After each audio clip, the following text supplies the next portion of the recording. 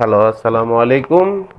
Welcome to my new YouTube video channel. আমরা এখানে normally আম গেমের ভিডিও আপলোড করি এবং আমরা যে গেমগুলো খেলি। So let me introduce myself.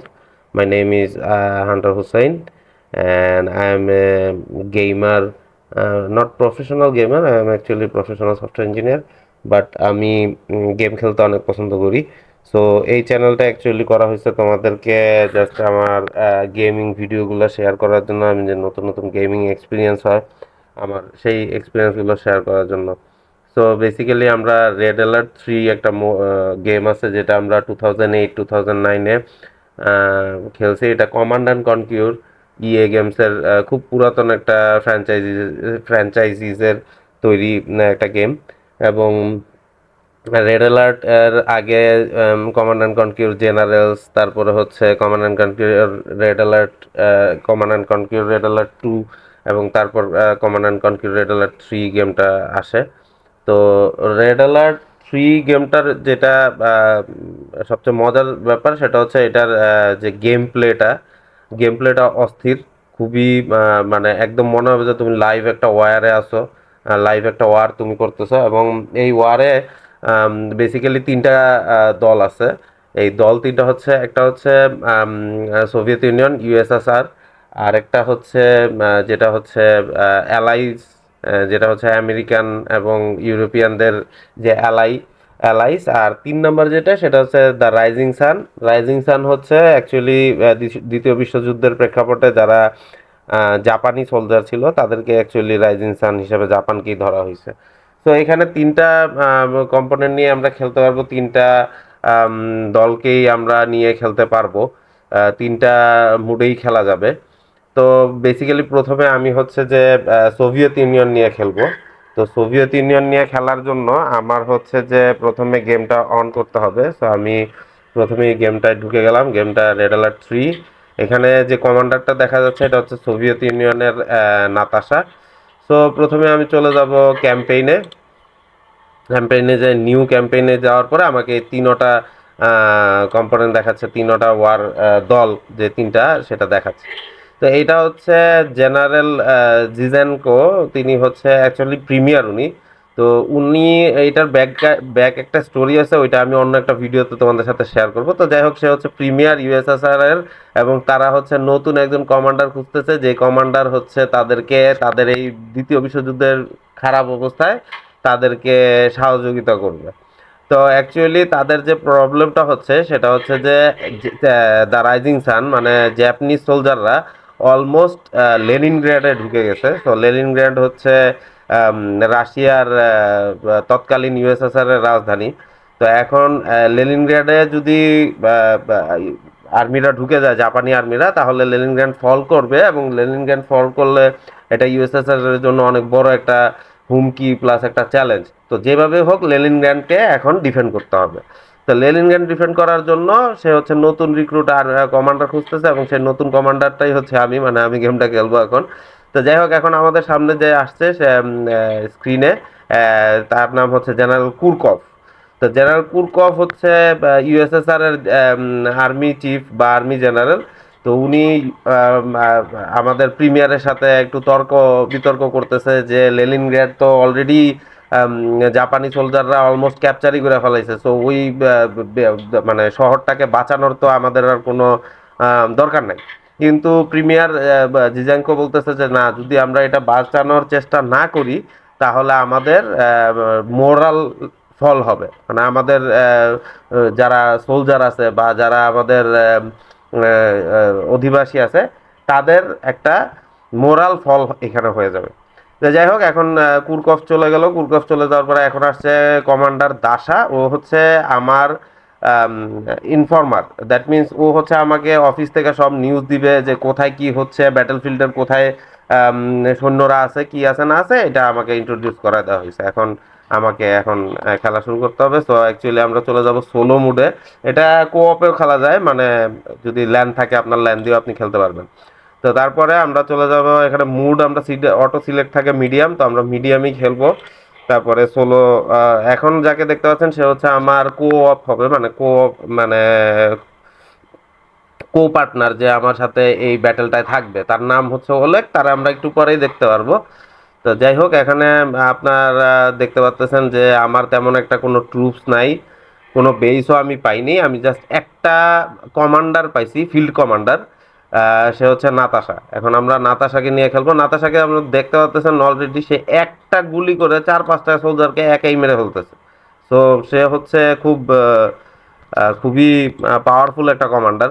এবং অ্যালাইদের মধ্যে, সরি, ইউএসএসআর ইউএসএসআর এর সবচেয়ে মানে সবচেয়ে শক্তিশালী সোলজার হচ্ছে নাতাশা। সে অ্যাকচুয়ালি একজন স্নাইপার, এবং দেখতে পাচ্ছেন সে মাটির নিচে লুকিয়ে থাকা জাপানি সোলজারকে বাংকারের ভিতরে গুলি করে করে মারতেছে। এখানে কিছু সোলজার ওই যে লেনিনগ্রাডের যে আমাদের যে বড় একটা স্তম্ভ আছে এইটাতে আক্রমণ করছে।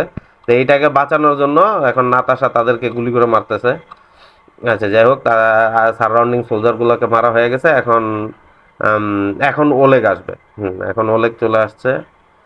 ওলেগ আমাকে গ্রিটিং করলো যে আমি চলে আসছি ব্যাটল ফিল্ডে। পুরাই ওয়ারের অবস্থা, মানে পুরাই চরম অবস্থা, খুবই খারাপ অবস্থা ইউএসএসআর এর। তাদের কোনো বেসও নাই, নিজের এলাকায় তাদেরকে খুব কষ্ট করে জাপানিদের সাথে যুদ্ধ করে এখন বাঁচতে হবে। তো দেখা যাক কি বলে। এখন বললো যে আমাকে 5টা ফ্ল্যাগ ট্রুপার্স বানাইতে। ফ্ল্যাগ ট্রুপার্স হচ্ছে অ্যাকচুয়ালি তারা খুব মানে যেই মানে ফ্লাইং অবজেক্ট গুলো আছে, লাইক ফ্লাইং যে ট্রুপস গুলো আছে, এইগুলার ক্ষেত্রে এই এই ফ্ল্যাগ ট্রুপার্স খুব ভালো কাজ করে। তারা গ্রাউন্ডেও অ্যাটাক করে, তারা ইয়াতেও অ্যাটাক করে, আপনার ফ্লাইং অবজেক্টেও অ্যাটাক করে। তা আমরা দেখবো এখনই এই যে ফ্লাইট ট্রুপার্স গুলোকে আমি সিলেক্ট করলাম এবং তাদেরকে এক এক করে হচ্ছে বিল্ডিং এর ভিতর ভরে দিতেছি যাতে সেফ থাকে আর কি। এখানে নাতাশাকে আমি অলরেডি ওখানে বসায় রাখছি, কারণ আমি জানতাম, আমি আগেও একবার এটা খেলছি যেহেতু, আমি জানি যে এখানে অলরেডি কিছু সৈন্য এখানে বসে থাকবে। তো আমি অ্যাডভান্টেজ নেওয়ার জন্য আগেই নাতাশাকে ওখানে বসে রেখেছি। এবং দেখতেই পাচ্ছেন নাতাশা যেটা করে, সে হচ্ছে তার স্নাইপারের যে বন্দুকটা আছে সেটা দিয়ে সে হচ্ছে হাইলাইট করে এবং উপর থেকে একটা এরোপ্লেন এসে ওই আম, জিনিসটাকে ধ্বংস করে দেয়, ওই ওয়ারক্রাফটটাকে বা ওই ট্যাঙ্কটাকে ধ্বংস করে দেয়। যেমন আমরা এই যে একটা ট্যাঙ্কে এখন ভাঙতেছে, এই দিক দিয়ে ওলেগ কিন্তু মোটামুটি খুব ভালোই সাপোর্ট করতেছে আমাকে। ও ওই জায়গায় দাঁড়ায় ওই আমাদের লেনিনগ্র্যান্ডের যে স্ট্যাচুটা ওইটাকে ও বাঁচানোর চেষ্টা করতেছে। এখানে আপনারা দেখতে পাচ্ছেন যে বড় বড় ট্যাঙ্কগুলো ভেঙে ফেলতেছে নাতাশা। আম, মানে ও গ্রাউন্ডের মধ্যে আহ, আম, সবচেয়ে ইউজফুল একটা সোলজার এবং সবচেয়ে powerful soldier. So Natasha already ঘুরাই দিতেছে যা আছে আশপাশে। আমরা ওই যে মোটামুটি ট্যাঙ্কগুলোকে ছেড়ে দিচ্ছি, কারণ ট্যাঙ্কগুলোকে মারার দরকার নেই, যেগুলা ওই পাশেই মারতে পারবে। আপনারা দেখতে পাচ্ছেন এই যে ফ্লাইং ট্রুপস গুলাকে, এই যে আমার ভিতরে বসে থাকা যে ইয়াগুলা ফ্ল্যাগ ট্রুপার্স গুলা ওরা মারতেছে, আবার এদিক দিয়ে ওলেগের ফ্ল্যাগ ট্রুপার্সরাও আমার হেল্প করতেছে। রেড অ্যালার্ট থ্রির সবচেয়ে মজার জিনিস হচ্ছে কি, আপনি এখানে খেলাটা যখন আপনি খেলবেন তখন আপনার সাথে যেহেতু একজন কো কমান্ডার থাকে, তো কো কমান্ডার থাকলে হয় কি, কো কমান্ডার আপনাকে বিভিন্ন মেসেজ দিয়ে হেল্প করে। ও আপনাকে বলে যে ভাই আপনি এই কাজটা করেন, আমি এই জায়গাটা ডিফেন্ড করতেছি, তুমি ওই জায়গাটা ডিফেন্ড করো। তো it's like a tag team partner. ও আপনার সাথে কমিউনিকেশন করবে, আপনাকে হেল্প করবে। এবং রেড অ্যালার্ট থ্রি সবচেয়ে মজার জিনিস হচ্ছে যে আপনাকে একটা ব্যাটেল ফিল্ড, মানে একেবারে ব্যাটেল গ্রাউন্ডের একটা আম, আপনাকে এক্সপিরিয়েন্স দিবে। এই গেমটা আমি সবচেয়ে বেশি খেলি এই জন্যই, কারণ আমার যখন দেখা গেছে যে মুড অনেক বেশি খারাপ থাকে, সো এবং আমি সিও অনেক খেলি। তো এইটা মোটামুটি মানে সিমিলার টাইপের গেম, তো স্ট্র্যাটেজিক্যাল গেমগুলো সবসময় আমার খুব ভালো লাগে। তো যাই হোক, আমরা দেখতে পাচ্ছি এখানে কিছু ট্রুপস পাঠাইছে জাপানিজ সোলজাররা, তাদেরকে নাতাশা আর হচ্ছে আমার কো কমান্ডারের যে ট্রুপসগুলো আছে ওরা মারতেছে। এখন যেটা, এখন দাসা আসছে, দাসা আমাকে বলতেছে অফিস থেকে যে এখানে একটা লাইব্রেরি আছে যেটা আমাদের অনেক পুরাতন একটা লাইব্রেরি, এই লাইব্রেরিটার ভিতরে অ্যাটাক করতেছে এবং এই লাইব্রেরিটা যদি কোনো কারণে ফল করে তাহলে আমাদের মোরালি অনেক ডাউন হয়ে যাবো আমরা, আমাদের সিভিলিয়ানসরা। তো তাদেরকে বাঁচানোর জন্য আমি এখন এই যে বুলফ্রগ একটা ট্রান্সপোর্ট আসছে, বুলফ্রগ দিয়ে আমাকে হচ্ছে যে ইজেক্ট করতে হবে নাতাশাকে, প্যারাশুটিং করতে হবে ওই জায়গায়, যেহেতু এটা ল্যান্ডের আরেক পাশে আছে এবং একটা বিচ্ছিন্ন অংশে আছে। তো বুলফ্রগ বেসিক্যালি কি করে, বুলফ্রগ হচ্ছে এমন একটা ট্রুপস, ও ওর ভিতরে ইনফ্যান্ট্রি নেয়, লাইক যারা মানুষ আছে যেমন লাইক নাতাশা এবং অন্যান্য সোলজার যারা আছে ওদেরকে নেয়, এবং সোলজারগুলোকে ও করে কি প্যারাশুটের মাধ্যমে আরেক জায়গায় ডিপোর্ট করে দেয়। হ্যাঁ, আপনারা দেখতে পাচ্ছেন এখানে অলরেডি আমি অলমোস্ট ক্লিয়ারই করে ফেলছি, যা ওদের সৈন্য টন্য ছিল, যারগুলা লাইব্রেরির ভিতরে অ্যাটাক করতেছিল তাদেরকে অলরেডি আমি মোটামুটি মেরেই ফেলছি।